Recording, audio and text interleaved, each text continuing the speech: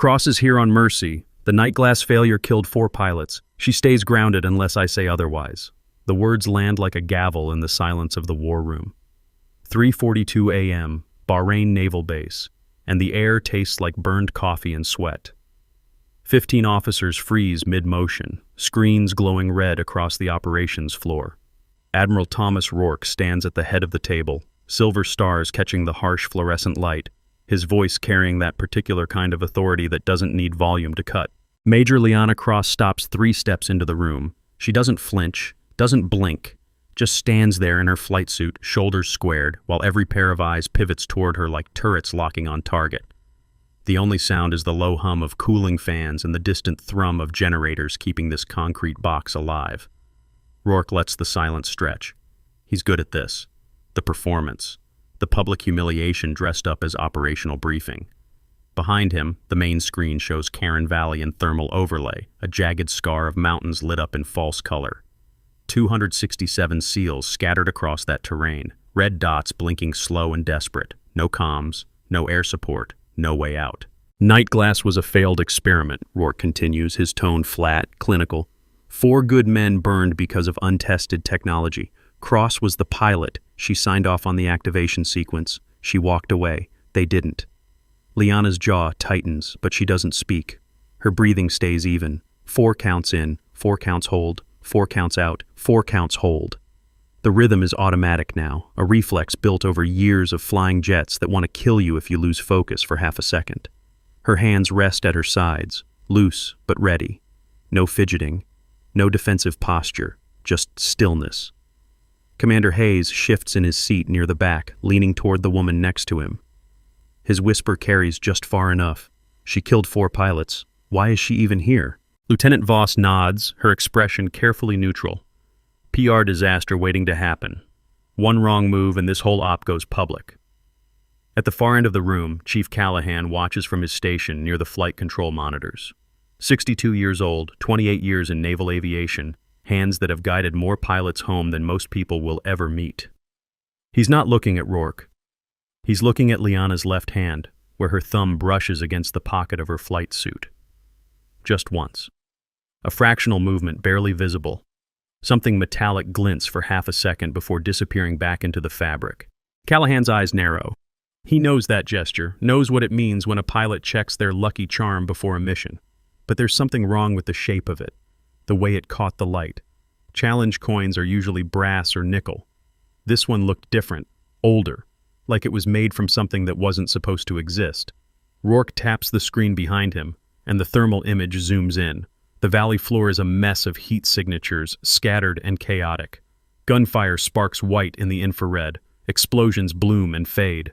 The SEAL teams are boxed in on 3 sides, pinned against a ridgeline with nowhere to go. "This is a rescue operation," Rourke says, his voice shifting into command mode. "But we do it by the book. No improvisation, no hero moves. Cross, you're here because we need every available pilot in the air, but your role is observer only. Visual reconnaissance. You do not engage. You do not activate any systems beyond basic navigation and comms. You follow orders. Are we clear?" Liana meets his eyes. Hers are dark, unreadable. If they're still breathing, I'll bring them home. It's the first thing she's said since walking into the room. Her voice is quiet, steady, with an edge like carbon fiber. Not a threat, not a promise, just a statement of fact, delivered with the calm certainty of someone who's done this before and will do it again. Rourke's mouth twitches. Not quite a smile. "That wasn't a question, Major." "Understood, sir." But she doesn't look away, doesn't break eye contact, and in that split second something passes between them. A recognition, a calculation. Rourke sees a pilot who should be broken, humiliated, grateful just to be in the room. Liana sees a man who's too calm for a situation this bad, who's talking about rescue ops when the timeline says those SEALs should already be dead. Hayes clears his throat. "Sir, what about radar support? Those mountains are murder on conventional tracking. We can't see what's hitting them." "Negative." Rourke's response is immediate. "We use satellite thermal and visual recon only. No active radar. The last thing we need is to light up every enemy air defense system in a 50-mile radius." "But sir, without radar?" "Without radar, we do our jobs and follow protocol." Rourke's voice drops 10 degrees. "Night glass was shut down for a reason. We don't repeat mistakes just because the situation is desperate. Anyone who thinks otherwise can explain their reasoning to a review board. The room goes silent again. No one wants to be the next name on a career-ending report. Hayes sits back, jaw tight, but he doesn't push.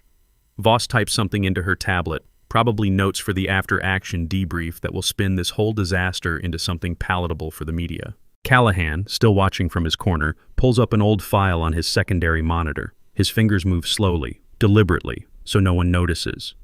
The screen flickers, showing archived flight records from 3 years ago. Operation Nightglass. Classified. Most of it redacted. But there's a photo, grainy and half-corrupted, showing a group of pilots standing in front of a radar array that looks nothing like standard military equipment. The design is wrong, too smooth, too angular, like it was built by people who understood physics in ways the textbooks don't cover. One of the pilots in the photo is Liana, younger, same expression. Standing next to 4 men whose faces are blurred out, their names replaced with black bars. At the bottom of the image, barely visible, there's a unit designation. Not a squadron number, not a wing, just 2 words. Spectre 7. Callahan's hand pauses over the keyboard. That designation doesn't exist in any official database. He's checked, multiple times, but he remembers hearing rumors, back when he was stationed at Nellis. Stories about pilots who flew missions that never happened, using equipment that was never built, for a unit that was never formed. Ghost operators. The kind of people who get erased from records when their work is done, or when their work fails. He glances at Liana again. She's listening to Rourke outline the flight plan, her posture relaxed but attentive. Nothing about her suggests she's anything other than a disgraced pilot getting one last chance to prove herself. But Callahan's been around long enough to know what real disgrace looks like. It's loud, defensive, desperate. Liana is none of those things. She's patient, controlled, like someone who's waiting for the right moment to move. Rourke finishes his briefing and dismisses the room. Officers file out, moving with the practiced efficiency of people who've done this 100 times. Hayes and Voss linger near the door, still whispering. Liana turns to leave, but Callahan catches her eye. Just for a second. He doesn't say anything. Doesn't need to. But his gaze drops to her pocket, where the coin is hidden, then back to her face. She gives the tiniest nod, almost imperceptible. Then she's gone, boots echoing down the corridor toward the flight line. Callahan waits until the room is empty before pulling the challenge coin from his own pocket. It's old, worn smooth by years of handling. On one side, there's an emblem he's not supposed to recognize, a radar wave pattern wrapped around a stylized ghost. On the other, a serial number in 3 words, Night Sees All.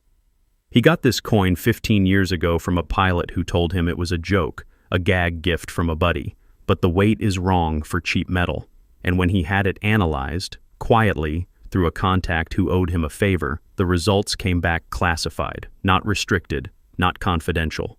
Classified at a level that meant the lab techs weren't even supposed to acknowledge the sample existed. He turns the coin over in his fingers, feeling the grooves. Then he opens a secure line on his terminal and types a single query into the system. Spectre 7 status. The screen blinks. Processing. Then 3 words appear. File not found. Callahan smiles. That's the wrong error message. If the file truly didn't exist, the system would say, invalid query. File not found means the system knows the file is there, but won't show it to him. Which means someone with clearance above his pay grade decided that Spectre 7 is still operational, still active, still out there doing things the rest of the world will never know about. Or it means they're covering up a failure so catastrophic that even acknowledging it would be a security breach. He logs out and pockets the coin again. Outside, the pre-dawn air is thick with humidity and jet fuel. Liana is already at her bird running pre-flight checks with the kind of methodical precision that makes crew chiefs nervous. She doesn't rush, doesn't cut corners. Every switch, every gauge, every seal gets the full attention it deserves. When she's done, she stands at the base of the ladder and looks up at the F-35 like it's a living thing she's about to trust with her life, because it is. The crew chief hands her the helmet. All systems green, Major. You're good to go. Thanks, Chief. She climbs up, settles into the cockpit, starts strapping in. The canopy lowers with a hydraulic hiss, sealing her into the tight, cramped space that smells like rubber and electronics and old sweat. The HUD flickers on, painting green lines across her vision. Navigation, comms, weapons systems locked and safed. And there, in the lower right corner, a single red indicator light. Night glass protocol locked. She stares at it for 3 seconds. Then her hand moves to the small panel beside her seat, where a secondary switch is hidden behind a flush-mounted cover. The cover requires a specific sequence to open. 3 taps, pause, 2 taps, pause, 1 tap. The kind of rhythm that would look random to anyone watching.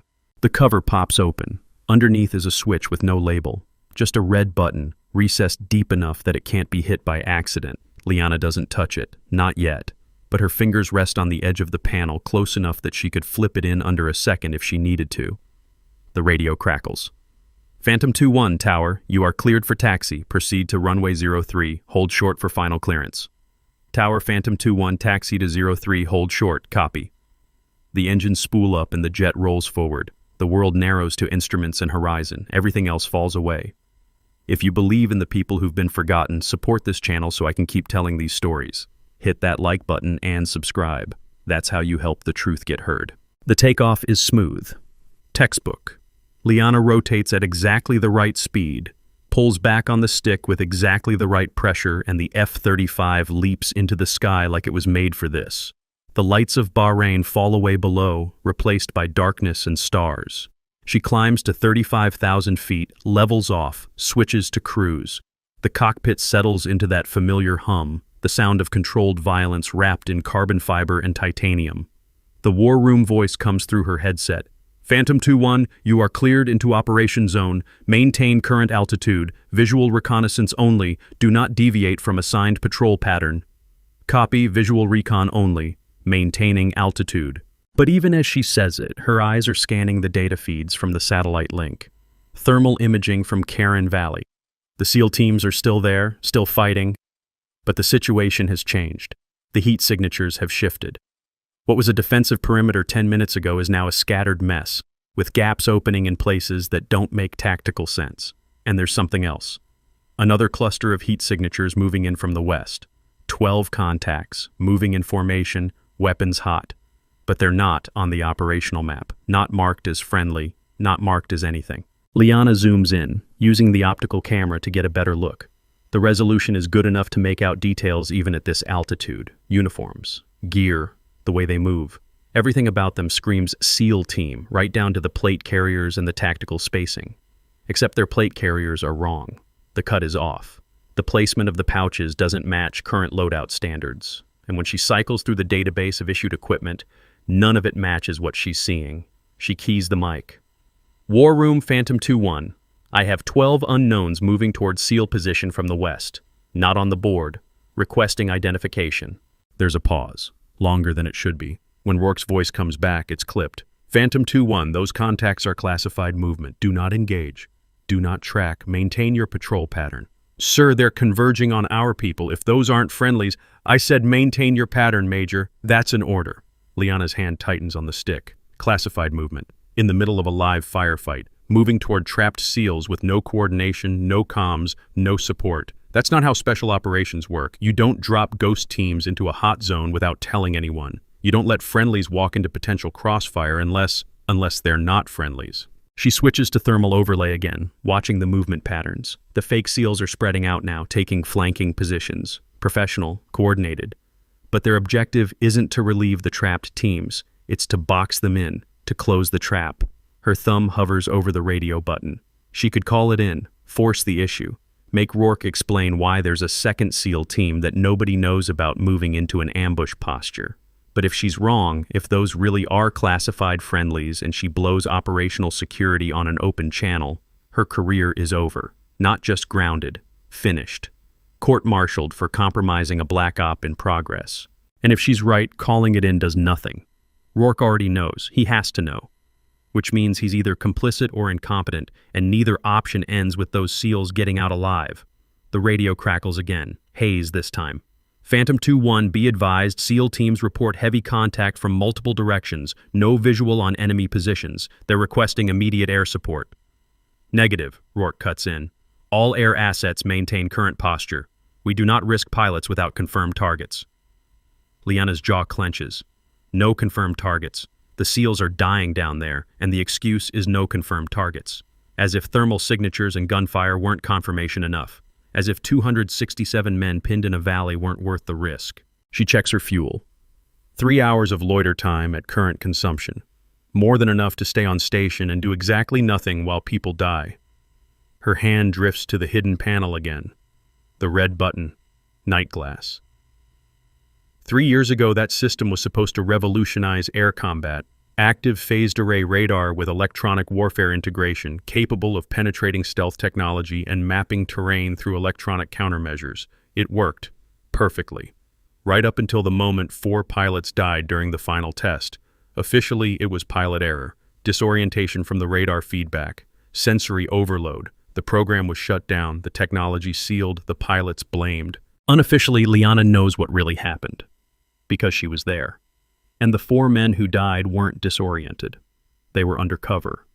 Deep black operatives whose deaths were staged to make Night Glass look like a failure, to bury it so deep that nobody would think to use it again, to create a weapon nobody knew existed. She was supposed to disappear after that.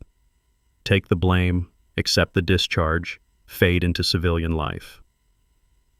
But 3 days before her terminal leave started, a general she'd never met walked into her quarters and handed her a folder. No words, no explanation, just the folder, and a challenge coin that weighed too much. Inside the folder was a single page, a contract. Voluntary erasure from all official records in exchange for assignment to a unit that didn't exist, doing missions that wouldn't be acknowledged, using technology that was officially dead. She signed. The coin in her pocket is proof. Serial number 7. Spectre 7, the Ghost Squadron, the ones who fly when everyone else is grounded, the ones who break the rules because the rules were written by people who don't understand what's really at stake. And for 3 years, she's been waiting, watching, tracking patterns, following the money, the equipment transfers, the gaps in operational reports that don't add up, waiting for someone to make a mistake big enough that the truth couldn't be hidden anymore. Tonight, Admiral Rourke made that mistake. The radio crackles again. Different voice this time, younger, panicked. Any air asset, this is Reaper 3-1. We are taking fire from unknown positions. Repeat, unknown positions. We cannot identify the source. Requesting immediate support, over. Reaper 3-1, stand by. Hayes, trying to sound calm and failing. War Room is assessing options. We don't have time for options. We're getting lit up from multiple angles. We need eyes in the sky right now. Liana watches the thermal feed. The fake SEAL team is moving into firing positions, 70 meters from the real teams, close enough to be devastating, close enough to be invisible without active radar. She checks the operational airspace. No other assets within range, no drones, no satellites with the right angle. Just her, 35,000 feet up, with the one piece of technology that could turn this whole disaster around, and a direct order not to use it. Her finger touches the panel cover. 3 taps, pause. 2 taps, pause. 1 tap. The cover pops open. Phantom 2-1, confirm you are maintaining patrol pattern. Rourke's voice. Sharp now, suspicious. Confirmed, maintaining pattern. But her hand is on the red button, and she's thinking about the weight of 267 lives, thinking about the 4 men who aren't really dead, who are out there somewhere doing the same math she's doing right now. Thinking about the general who handed her that folder and walked away without saying a word, because words would make it official, and official meant accountable. Thinking about what happens to people who follow orders when the orders are wrong. The thermal feed updates. The fake SEAL team is in position. Weapons up. 30 seconds from engagement. Liana's breathing stays even. 4 in, 4 hold, 4 out, 4 hold. Her thumb rests on the button. 20 seconds. She thinks about Callahan, watching from the war room. Thinks about the way his eyes went to her pocket when he saw the coin. Wonders if he knows what it means, or if he just knows something is off and is waiting to see how it plays out. 15 seconds. She thinks about Rourke, standing at the head of that table with his stars and his authority and his absolute certainty that he's in control. Wonders how long he's been selling weapons. Wonders how many operations he's compromised. Wonders if he actually believes he's doing the right thing, or if he's just so far gone that right and wrong don't mean anything anymore. 10 seconds. She thinks about the SEALs. Most of them are kids, early 20s, joined up for college money or family tradition or because they wanted to be heroes. They trust the chain of command. Trust that when orders come down, those orders are designed to keep them alive. They don't know that sometimes the chain breaks, that sometimes the people giving orders have priorities that don't include bringing everyone home. 5 seconds. A new voice cuts through the radio, high-pitched, urgent. Incoming! Shoulder fired! 3 o'clock! Liana's eyes snap to the thermal feed. A bright streak arcing up from the valley floor. Missile. Probably a MANPADS infrared guided, tracking her heat signature. The F-35's threat warning system screams. Alarms cascade through the cockpit. The HUD lights up with trajectory data and countermeasure options. She has 2 seconds to decide. Chaff, flares, evasive maneuvers, all of the above. Her hand moves before her brain catches up. Stick hard left, full throttle, flares popping in sequence. The jet kicks sideways. G-forces slamming her into the seat. The missile tracks the flares, follows them down and away. Detonates 2,000 feet below her in a white bloom of light. But the maneuver is violent, uncontrolled. The kind of thing you do when you're more worried about dying than looking good. Her flight suit pulls tight across her shoulders. The sleeve catches on the edge of the ejection seat handle. Tears. And the tattoo on her left shoulder is suddenly visible, just a sliver of it, maybe 2 inches wide, dark ink against pale skin. A pattern that looks almost random until you know what you're looking at. Radar wave frequency lines wrapped around a stylized ghost figure. The Spectre 7 insignia. The cockpit camera catches it. Auto transmits the feedback to the war room because that's what the cameras do. They record everything. There's no privacy in a fighter jet. Every move, every word, every twitch gets logged for the after-action review. In the war room, the feed plays on a secondary monitor. Most people are focused on the main screens, tracking the missile detonation, assessing damage. But Callahan sees it, the tattoo, the pattern, the confirmation of what he already suspected. His eyes widen, not in surprise, in recognition. Hayes sees it too, leans forward, squinting. What is that? Voss looks over. Tattoo. Probably personal. Lot of pilots have them. Yeah, but that design... Hayes pulls up the feed, tries to enhance it.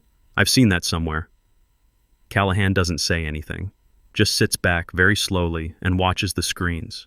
Watches Liana recover from the evasive maneuver, level out, resume her patrol pattern like nothing happened. Professional. Calm. Like getting shot at is just another item on the checklist. Rourke is on the radio immediately. Phantom 2-1, report status. 2-1 is code 1, missile defeated, no damage, continuing mission. Negative, RTB immediately, you are not cleared for combat operations. Sir, I'm already here, fuel is good, systems are good, let me finish the patrol. That was not a request, Major. You will return to base immediately. If you engage that radar system, you're done. Treason charges, do you understand? Liana doesn't answer right away. She's looking at the thermal feed again. The fake SEAL team is moving. They're not firing yet, waiting for something. Coordination, maybe, or orders from someone who's watching the same feeds she is. Phantom 2-1, acknowledge. Rourke's voice has an edge now. Not anger. Something sharper. Panic, maybe, or fear. Liana's thumb is still on the red button, the night glass activation switch, the thing that could save 267 lives and end her career in the same moment. The thing that could prove, once and for all, who the real enemy is. What do you think Liana should do? Follow orders and let 267 people die or break the rules and face treason charges? Drop your thoughts in the comments below. The silence stretches. 3 seconds, 5, 10. The kind of silence that makes everyone in the war room lean forward, waiting for the response that will define everything that happens next. Then a new voice cuts through the channel. Calm, measured, authority that doesn't need volume. Stand down, Admiral. It's not Rourke. It's someone else. Someone whose voice Liana doesn't recognize but whose rank is clearly higher because Rourke goes quiet immediately. Who is this? Hayes whispers.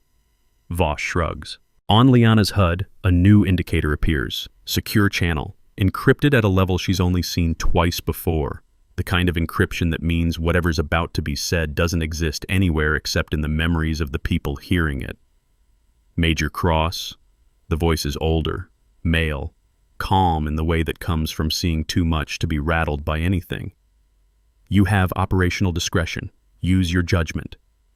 That's it. No explanation, no orders. Just discretion, which is military speak for do what needs to be done and we'll deal with the consequences later. Liana's hand moves. flips the switch cover closed, but not before her thumb presses the red button underneath. The night glass system activates. There's no dramatic sound, no alarms, just a subtle shift in the HUD, new data streams overlaying the existing displays. The radar goes active, phased arrays spinning up to full power, electromagnetic waves flooding the valley below with a precision and strength that makes every piece of stealth technology in a 50-mile radius light up like Christmas. The war room screens explode with data. 7 contacts appear where there was empty air 2 seconds ago. Unmanned aerial vehicles, drones, stealth-equipped, thermal-masked, completely invisible to conventional radar. They're in a holding pattern around the SEAL teams, weapons armed, waiting for the order to engage. Holy cow, Hayes breathes.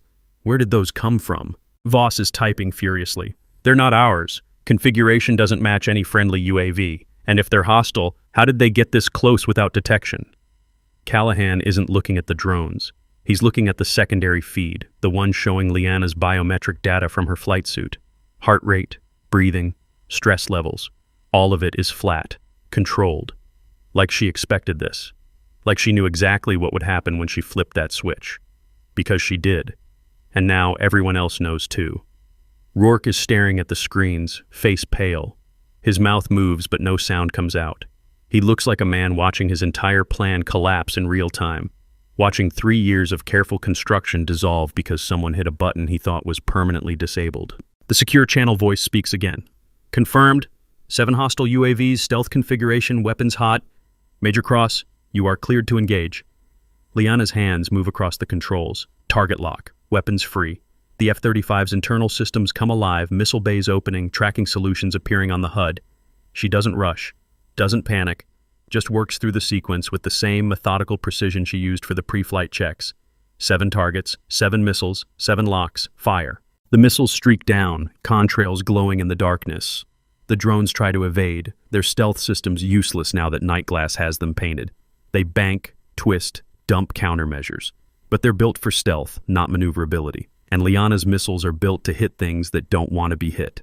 6 impacts in 12 seconds. The 7th drone manages one last desperate turn before the missile catches it and tears it apart. The valley goes quiet. On the ground, the SEAL teams are staring at the sky, watching pieces of burning metal rain down around them. They don't know what just happened, don't know where the drones came from or who killed them. They just know that 30 seconds ago they were about to die, and now they're not. Reaper 3-1's voice comes through, shaky but alive. War Room, this is Reaper 3-1. Threat neutralized. We're clear. Whatever you just did, thank you. Hayes is on his feet. How did she see them? How did she know they were there? Voss pulls up a file on her tablet. Old, classified, heavily redacted. Nightglass, it's a radar system, experimental, was shut down 3 years ago after a test failure. Yeah, I heard about that. Killed 4 pilots. Supposedly. The word hangs in the air. Supposedly, as in maybe it didn't. As in maybe there's more to the story than what's in the official reports. Callahan stands up slowly, walks to the main screen. The Nightglass signature is still active, painting the entire valley in electromagnetic detail. And now that it's running, now that everyone can see what it can do, other things are becoming visible too. 3 weapons caches that weren't on any map. 2 supply routes that don't match known logistics patterns. And most damning, a network of encrypted communications bouncing between the war room and locations that should be enemy territory. Hayes sees it. What is that? Callahan doesn't answer. He's looking at Rourke, who's standing very still, staring at the screen like it's a bomb that's about to go off. Because in a way it is. Every second that Nightglass stays active, more data comes in, more patterns emerge, more connections that were supposed to stay hidden. The secure channel voice speaks one more time. Admiral Rourke, you are relieved of command effective immediately. Please remain in the war room. Security personnel are en route. Rourke doesn't move, doesn't protest. He just stands there, shoulders sagging, the weight of inevitability finally settling on him. Around the room, officers are starting to understand, starting to piece together what they're seeing, and the expressions on their faces shift from confusion to anger to something cold and hard. Above them, Liana brings the F-35 around for another pass. The Nightglass system is still active, still feeding data, still exposing secrets that were supposed to stay buried. Her HUD shows fuel levels dropping, systems running hot from the sustained radar output. She has maybe 20 minutes before she has to make a choice. Shut it down and head home, or keep it running and see how much truth she can pull out of the darkness before the jet gives out. Below her, the fake SEAL team has stopped moving. They're just standing there, weapons lowered, probably receiving new orders from whoever's running them now that the original plan is in pieces. They don't engage, don't retreat, just wait. And in that moment, suspended between earth and stars, between duty and treason, between the person she was trained to be and the person she chose to become, Liana makes a decision. She's not shutting it down, not yet. Because 267 SEALs are alive and they deserve to know why they were sent into a valley to die. Because 4 pilots who sacrificed everything deserve to have their names cleared. Because somewhere out there, in the dark places where policy is written and power is traded, people are making decisions that turn soldiers into pawns and pawns into casualties. And maybe, just maybe, if she keeps that radar running long enough, someone will finally have to answer for it. The night glass system hums at full power, a sound that exists more in the electrical field than in actual audio, something Liana feels through her bones rather than hears. The F-35's computers are processing terabytes of data per second, painting a picture of the battlefield that no human eye could ever see. Every heat signature, every electronic emission, every piece of metal larger than a coin within a 50-mile radius shows up on her displays like ghosts becoming solid, and the war room is watching all of it. Hayes is pacing now, unable to sit still. This doesn't make sense. If Night Glass works this well, why was it shut down? Why classify it as a failure? Voss pulls up another file, her fingers moving fast across the tablet. The official report says pilot error caused disorientation. 4 deaths in the final test, program terminated. Cross was the ranking pilot, so she took the blame. But those drones... Hayes gestures at the screen where the wreckage is still cooling. She saw them. She knew exactly where they were. That's not luck. That's not pilot intuition. That's technology that works exactly as designed. Callahan speaks up from his station, his voice carrying that particular weight that comes from 30 years of knowing when to stay quiet and when to speak. Maybe it was never about whether the technology worked. Maybe it was about who got to control it. Everyone turns to look at him. He doesn't elaborate, just pulls up a secondary feed on his monitor, something from the base security system. Archive footage from 3 years ago. Hangar 7, late at night. 4 figures in flight suits walking toward aircraft that have their markings covered. And standing in the background, watching them leave, is a 5th figure. Smaller, female. Major Liana Cross, before she was officially discharged. The timestamp on the video is 2 hours before the night glass test that supposedly killed 4 pilots. Voss leans in closer. That's Cross, Callahan confirms. And those 4 men got into aircraft that never officially took off. Their deaths were reported as a training accident during a classified test, but there's no crash site in any of the reports, no wreckage, no bodies recovered, just paperwork saying they died and that night glass was the cause.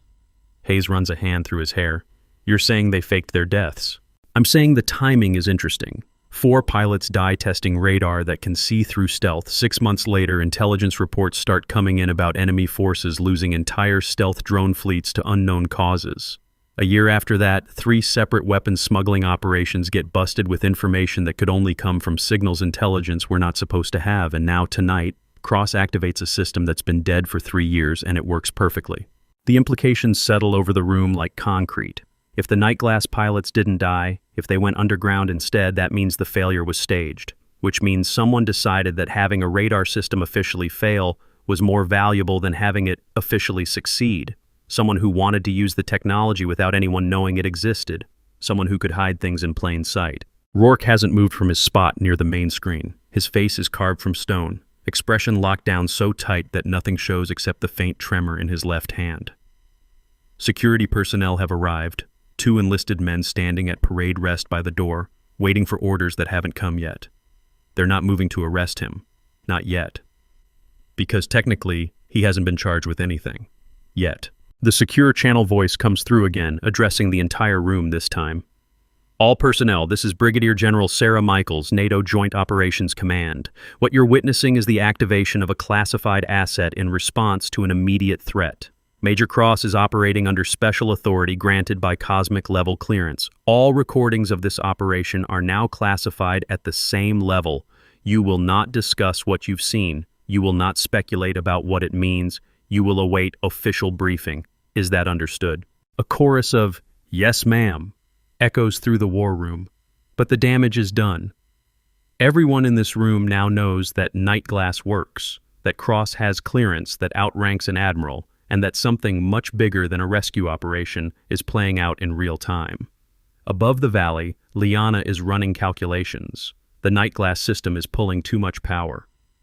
Her jet's electrical systems weren't designed for this kind of sustained output. She has maybe 15 minutes before something critical fails. Could be the radar itself, could be navigation, could be flight controls. No way to know until it happens. But in those 15 minutes, she can do a lot of damage. The data stream flowing back to the war room isn't just tactical, it's strategic. Logistics, communications networks, financial transactions encoded in burst transmissions that most systems would miss. Nightglass catches all of it, decodes it, maps it into a web of connections that tells a story 3 years in the making. A story about an admiral who discovered that stealth technology wasn't just valuable for military operations. It was valuable for moving things that weren't supposed to be moved. Weapons, technology, information, all of it invisible to conventional tracking, all of it plausibly deniable, all of it generating money that flowed through accounts in countries that don't ask questions. And when Nightglass threatened to make all of that visible, when 4 pilots got too close to understanding what they were really seeing, Rourke made a choice. Bury the technology, bury the pilots, keep the operation running in the dark. Except the pilots didn't stay buried. They went deeper instead. Became Spectre 7, became ghosts hunting the people who thought they were dead. And Liana was the bait. The understanding hits her all at once, a crystallization of 3 years of fragments into a complete picture. She wasn't discharged in disgrace. She was placed. Put in a position where she'd be overlooked, underestimated, kept close enough to observe, but too discredited to be taken seriously. A trap set with human bait, waiting for someone to get confident enough to make a mistake. Tonight, Rourke made that mistake. Her radio crackles, not the secure channel, the regular combat frequency. Phantom 2-1, this is Reaper 3-1. We're marking our position with IR strobes. Can you confirm friendly locations before we move? Liana checks the Nightglass feed. The SEAL teams are clustered in defensive positions, 267 souls waiting for orders that will either save them or kill them. The fake SEAL team has pulled back, melting into the terrain. They're not engaging because their mission just changed from ambush to escape. They know they're exposed now, know that every move they make is being tracked. Reaper 3-1, I have you marked. 12 unknowns have withdrawn to grid coordinates. She reads off the numbers, precise to within 5 meters. They are not friendly. Recommend you hold position while QRF moves to intercept. Copy that. Holding position. Callahan's voice comes through on the secure channel. Cross, your aircraft systems are running hot. Electrical load is at 112%. You need to shut down Nightglass before something fails. Negative, still collecting data. There's a point where collecting data becomes suicide. You're approaching it. Liana glances at her instruments. He's right. Multiple warning lights are flickering. The HUD is starting to show artifact glitches. Pixels that don't belong. The kind of early signs that mean cascading failures are coming. But the data stream hasn't stopped. Every second pulls more information out of the darkness. More connections. More proof. 2 more minutes, she says. You might not have 2 minutes. Then I'll make them count. She adjusts her flight path, brings the jet around for another pass over the valley. The Nightglass arrays are locked on specific frequencies now, drilling deep into encrypted channels that are trying very hard to stay hidden. And what they're finding is damning. Communications between Rourke and individuals in 3 different countries. Transfer orders for equipment that officially doesn't exist. Payments routed through shell companies that trace back to defense contractors who were supposed to be delivering to the military, not selling to the highest bidder. It's all there. Every detail, every transaction, every lie. And it's all being recorded by systems that will survive even if her jet doesn't. In the war room, a new screen lights up. Financial data. Hayes sees it first. What is this? Voss pulls up the details. Bank transfers, offshore accounts, coded transactions. Her face goes pale. These are coming from military logistics accounts. Someone's been siphoning funds and using them to... Oh no. What? These payments match the serial numbers on the stealth drones Cross just shot down. They were purchased through a front company that's registered to... She stops, looks at Rourke. To a holding group that lists you as a board member. the room goes silent. Not the shocked silence from before. This is colder, angrier, the kind of silence that comes right before something breaks. Rourke finally speaks. His voice is quiet, almost gentle. You don't understand what you're looking at. This operation was sanctioned, approved at the highest levels. Sometimes national security requires actions that don't fit neatly into regulations. National security, Hayes repeats, his tone flat. You sent 267 SEALs into an ambush to protect your illegal arms deals. That's not national security, that's murder. They were acceptable losses for the larger mission. The words hang in the air like smoke. Acceptable losses. The phrase that every soldier dreads hearing, that every commander hopes they never have to say. Because it's true. Sometimes operations require sacrifices. Sometimes people die so that others can live. That's the calculus of war, the mathematics of survival. But this wasn't war. This was profit. This was covering up crimes by creating more crimes, stacking bodies to hide the first pile of bodies, and calling it all acceptable because the alternative was accountability. General Michael's voice cuts through the tension. Admiral Rourke, you are under arrest for treason, arms trafficking, and conspiracy to commit murder. Security personnel, please escort the Admiral to the brig. He is to have no communications with anyone outside of his assigned legal counsel. The security personnel move forward. Rourke doesn't resist. He just stands there, looking smaller somehow, like the authority that held him upright has dissolved. As they lead him toward the door, he glances back at the main screen where Liana's jet is still circling over the valley. She won't make it back, he says quietly. That system is burning her jet from the inside. She's dead already, just doesn't know it yet. Callahan stands up. Maybe, but she's alive long enough to make sure you go down first, and that's more than you deserve. The door closes behind Rourke. The room exhales. Hayes sits down heavily, like his legs won't hold him anymore. Voss is typing frantically, probably documenting everything before someone decides to classify it into oblivion. Around them, other officers are processing, trying to reconcile the person they thought they knew with the reality of what just happened. Above the valley, Liana's jet shudders. Not a major system failure. Not yet. Just a warning. A reminder that physics doesn't care about clearance levels or operational necessity. The electrical systems are overheating. Circuit breakers are starting to trip. She has maybe 90 seconds before something critical gives out. She keys the mic. War Room, Phantom 2-1. Data transmission complete. Shutting down Night Glass.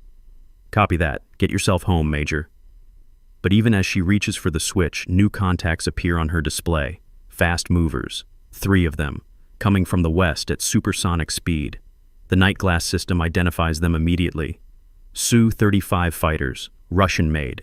Not part of any known force in the region. Someone called in reinforcements. War Room, I have 3 bandits inbound. They're not showing IFF. Hayes checks his displays. We're not tracking anything. That's because they're using the same stealth modifications as the drones. Night Glass is the only thing that can see them. Callahan's voice is urgent. Cross, you need to leave. Now. Your jet can't handle a dogfight in this condition. If I leave, they'll hit the SEAL teams. 267 people, Chief. If you stay, you die. That's not a combat decision, that's basic math. Liana watches the contacts close in. 30 miles. 25. They're not launching yet, probably waiting to get within visual range, make sure they're hitting the right target, which gives her maybe 2 minutes to decide. 2 minutes to choose between following orders and doing what's right. 2 minutes to figure out if 3 years of hiding was worth what comes next. Her hand hovers over the weapon controls.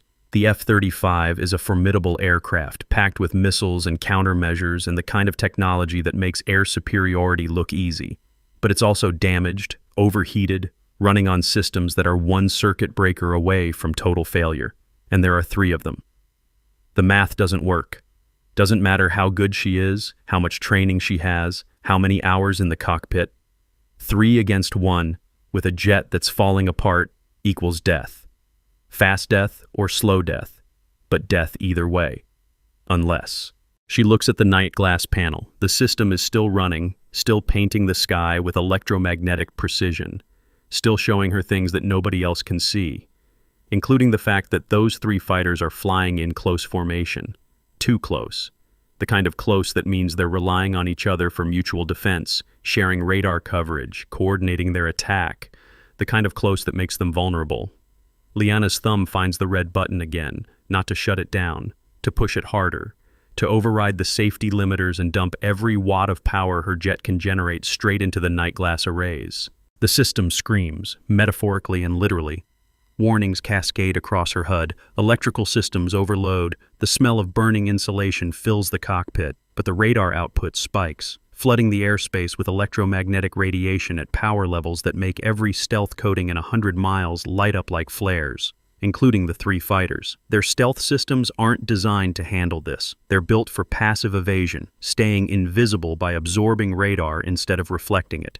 But when you hit them with enough power, absorption stops working. The coatings overheat, the electronics fry, and suddenly 3 invisible fighters become 3 very visible targets. Surface-to-air missiles launch from the ground, not from the SEAL teams, from a hidden NATO battery that's been sitting dark and quiet, waiting for targets it could actually see. The missiles streak upward, tracking the suddenly exposed fighters with perfect accuracy. 2 impacts, clean kills. The 3rd fighter breaks formation, dumps countermeasures, banks hard into a dive. The missile follows, detonates 20 meters away. The fighter wobbles, trails smoke but stays airborne, limping but alive. And now it's angry. The remaining fighter comes around, locks onto Liana's jet. She sees the missile launch before her threat warning system does. Sees the rocket motor ignite, the weapon separate from the rail, the trajectory that will bring it straight toward her in about 8 seconds. She doesn't have 8 seconds of functional jet left. The electrical systems finally give out, not gradually, all at once. The HUD goes dark, navigation systems offline. Flight controls switch to manual backup, which means she's flying a $20 million aircraft with what amounts to cables and hydraulics. The night glass system dies with a sound like tearing metal. And the missile keeps coming. Liana's hands move through the ejection sequence, palm the handle, pull the trigger, brace for the explosion that will throw her clear of the aircraft at velocities that turn the human body into a stress test for bone density. But the trigger doesn't pull. The ejection system is electronic, which means when the electrical systems died, so did her exit strategy. She's locked in a falling aircraft with a missile tracking her and no way out. 4 seconds. Her training takes over. Not the official training, the other kind. The training that happens in rooms that don't exist, with instructors who don't have names, learning techniques that work when everything else fails. She stops thinking about the ejection seat and starts thinking about the jet itself. Stops treating it like a machine and starts treating it like a weapon. 3 seconds. She noses down, full stick forward, aiming the F-35 straight at the ground. The jet responds sluggishly with the manual controls, but it responds. Gravity helps. They're falling together now. Her and 30,000 pounds of metal and fuel and unfulfilled potential. 2 seconds. The missile adjusts, follows her down, but it's designed for intercept geometry, for hitting targets that are trying to evade, not targets that are deliberately diving into terrain. 1 second. Liana pulls up. Hard. The manual controls scream in protest. The jet levels out 10 meters above the valley floor, so low that the wash from her engines kicks up dust and rocks. The missile, tracking from above, doesn't have time to adjust. It slams into the ridgeline behind her and detonates in a sphere of fire that lights up the night sky. But the damaged fighter isn't done. It's coming around for another pass, and this time there won't be any tricks left. Liana's jet is dying. Systems are failing faster than she can compensate. She has maybe 30 seconds of controlled flight left before the aircraft decides it's done cooperating. 30 seconds to find somewhere to put down. 30 seconds to figure out how to survive what comes next. The valley floor is rough terrain. Rocks and ravines and dried riverbeds that would tear a landing aircraft apart. But there's a stretch, maybe 400 meters long, that looks almost flat. Almost. It's not a runway. It's not even close to a runway. But it's the only option that doesn't end with her becoming a crater. She lines up the approach, fighting the controls every meter of the way. The jet wants to roll left, wants to stall, wants to do anything except fly straight and level for 10 more seconds. But she holds it steady through sheer determination and muscle memory, bringing the aircraft down in a glide path that's more falling than flying. The wheels touch, the jet bounces, hits again, bounces higher. The landing gear screams, then collapses. The aircraft slams belly down onto the rocky surface and slides, shedding parts and sparks and any pretense of aerodynamic grace. It rotates 90 degrees, hits a boulder, spins the other way, and stops. Liana sits in the cockpit, breathing hard. Everything hurts, her shoulders, her neck, her ribs where the harness dug in during the impact. But she's alive. The canopy is cracked, but intact. The seat didn't eject, but that doesn't matter anymore because she's on the ground. She checks her systems. Everything is red or dark. No power, no comms, no way to tell anyone she's down. Then she smells fuel. This story is real, and there are still secrets that haven't been told. Share this video so the people who deserve recognition get it. See you in the next one. Liana moves fast, unstraps, pops the emergency canopy release. The mechanism is purely mechanical, doesn't need power. The canopy lifts 6 inches, enough for her to squeeze through. She drops to the ground, stumbles, catches herself. The jet is a wreck behind her, fuel pooling underneath, one spark away from becoming an explosion. She runs, 50 meters, 100, 200. Then she drops behind a rock formation and waits. The explosion doesn't come. The fuel just sits there, leaking slowly into the thirsty ground. Maybe she got lucky. Maybe the impact wasn't violent enough to generate sparks. Maybe the universe decided she'd earned a break. Or maybe someone sabotaged the ejection system but didn't want her to die instantly. Wanted her down here, on the ground, vulnerable. Footsteps approach from her left. Multiple people, moving tactical. She presses herself against the rock, feeling for weapons she doesn't have because pilots don't carry rifles, and her sidearms stayed with the jet. All she has is training and the knowledge that whoever's coming probably isn't friendly. The footsteps stop 10 meters away. A voice calls out, male, American accent. Major Cross, we're friendlies. SEAL Team 7, Reaper 3-1, please identify yourself. Liana exhales slowly. Cross, Phantom 2-1, I'm unarmed. Copy that. Stay where you are. We're coming to you. 3 figures appear around the rock formation. Night vision goggles, body armor, weapons trained in safe directions but ready to move fast if needed. The lead man, probably the team leader, gestures for her to stand. She does, slowly, hands visible. He looks her over, checking for injuries. You all right? I've been better. You just saved 267 lives with that stunt. We saw the whole thing, the drones, the fighters, everything. He shakes his head. Whatever that radar system is, it's worth its weight in gold. It's worth more than that. Another SEAL moves up, carrying a portable radio. Ma'am, we've got comms with War Room. They want to talk to you. Liana takes the radio. War Room, this is Cross. Callahan's voice comes through, thick with relief. Good to hear your voice, Major. We tracked you going down. QRF is en route to your position. ETA 20 minutes. Copy. What's the situation with the 3rd fighter? Shot down by our asset in the region. The pilot ejected. We've got people moving to secure him. A pause. And Cross? General Michaels wants to speak with you when you get back. Something about clearing up some paperwork from 3 years ago. Liana allows herself a small smile. I'll look forward to it. She hands the radio back, then sits down on a flat rock because her legs have decided they're done holding her up for now. The adrenaline is wearing off, leaving behind the reality of what just happened. She crashed a jet, survived it, exposed a traitor, kept 267 people alive, and somewhere in all of that, 4 pilots who were supposed to be dead just got their names cleared. The SEAL team leader sits down next to her. Can I ask you something? Depends on the question. Why'd you do it? You could have just followed orders, stayed high, let us figure it out on our own. Instead, you threw away your career, broke who knows how many regulations, and damn near killed yourself. Why? Liana is quiet for a moment. Then she reaches into her pocket and pulls out the challenge coin, the one with the serial number and the words Night Sees All. She turns it over in her fingers, feeling the weight of it. 3 years ago, I signed a paper that said I was willing to disappear, to let people think I failed, to carry the blame for something that wasn't my fault. And I did it because someone needed to be in position to catch the people who thought they could get away with anything. She looks at him. Your question shouldn't be why I did it.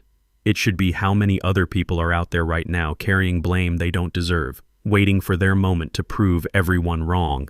The team leader nods slowly. Fair point. They sit in silence, watching the stars. Somewhere to the north, helicopter rotors are starting to become audible. The QRF coming to pull them out, coming to bring them home. But Liana's not done yet. She can feel it. The sense that this is just the beginning, that exposing Rourke opened a door that reveals another door behind it.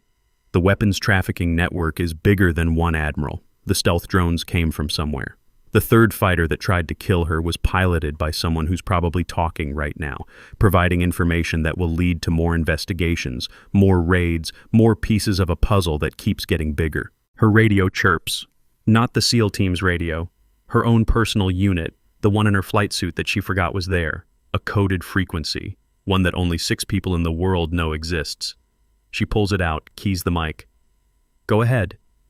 A voice she hasn't heard in 6 months comes through. Male, calm, familiar. "Spectre 7, this is Spectre 2. Congratulations on the light show. We saw everything." "2, where are you?" "Can't say. But we wanted you to know the mission isn't over.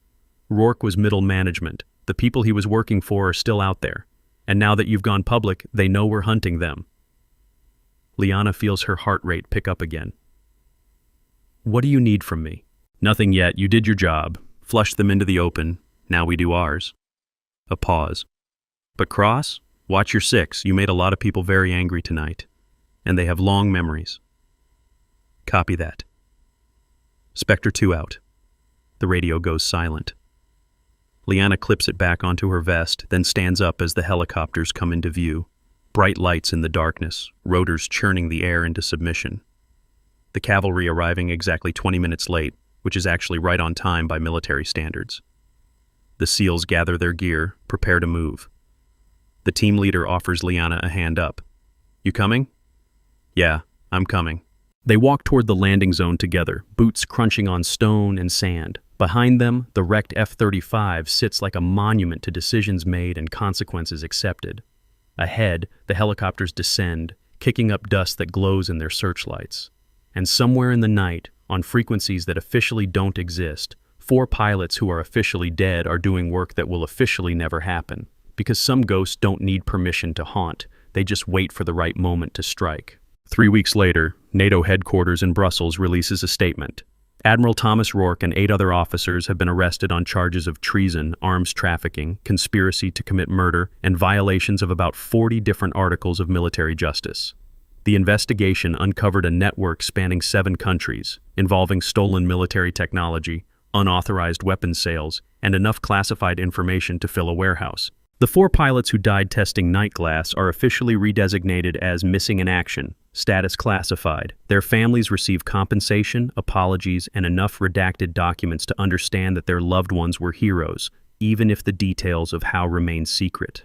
At Arlington, 4 headstones remain, but the dates of death are now marked as classified.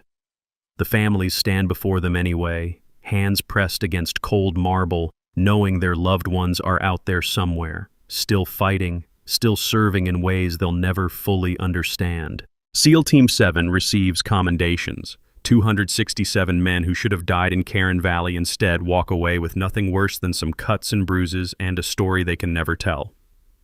But they remember. Every single one of them remembers the moment those drones exploded overhead, the moment invisible death became visible salvation. They remember a pilot they never met, flying a jet that shouldn't have been there, using technology that officially doesn't exist. Some of them keep the coordinates of that valley saved in their phones, not to forget, but to remember that someone was watching. Someone cared enough to break every rule. And Major Liana Cross stands in an office at Langley, Virginia, facing 3 generals and a woman in a business suit who introduces herself as being from an agency that doesn't use names. "You understand," the woman says, "that what happened in Bahrain creates certain complications." "I understand." Night glass is officially still a failed system. That designation stands. But unofficially, she slides a folder across the desk. "We'd like to offer you a position, training the next generation of Spectre pilots, teaching them how to fly missions that don't exist using equipment that doesn't work." Liana opens the folder. Inside is a contract, a posting assignment, and a new challenge coin with serial number 1, Spectre Command, Spectre. She runs her thumb over the engraving. The metal is heavier than it looks, denser, like it's carrying the weight of every decision that led to this moment. 3 years of silence. 3 years of letting people believe she failed. 3 years of waiting for one chance to prove that patience isn't weakness and discipline isn't surrender. What about the investigation? She asks. What about the people Rourke was working for? That's ongoing and will be for years. We pulled on one thread and found a dozen more. Weapons deals, technology theft, bribery at levels we're still mapping. It's going to take time to untangle. But you're untangling it. We are, thanks to you. The woman leans forward. 3 years you waited. 3 years you let people think you were washed up. That takes patience, discipline, and a level of commitment we don't see often. Liana signs the contract without reading the details, because the details don't matter. What matters is that somewhere out there people are still making decisions that turn soldiers into acceptable losses, still prioritizing profit over lives, still thinking they can hide in the darkness. And now, there's an entire squadron dedicated to proving them wrong. She stands, shakes hands with the generals, follows the woman out into the hallway.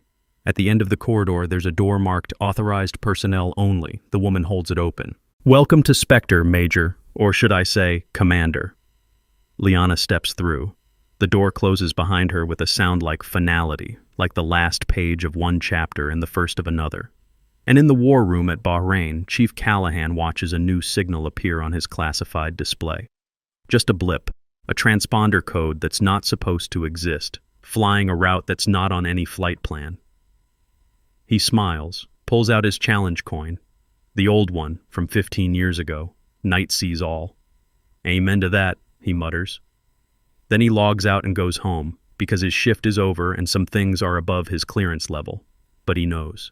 Knows that somewhere over the Atlantic, a jet is flying with systems that officially don't work, piloted by someone who's officially just a disgraced major doing work that officially isn't happening. Knows that there are 3 more pilots out there, somewhere, doing the same.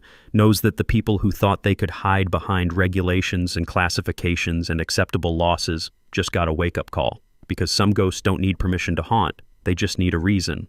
And tonight, they have 267 reasons. That's enough.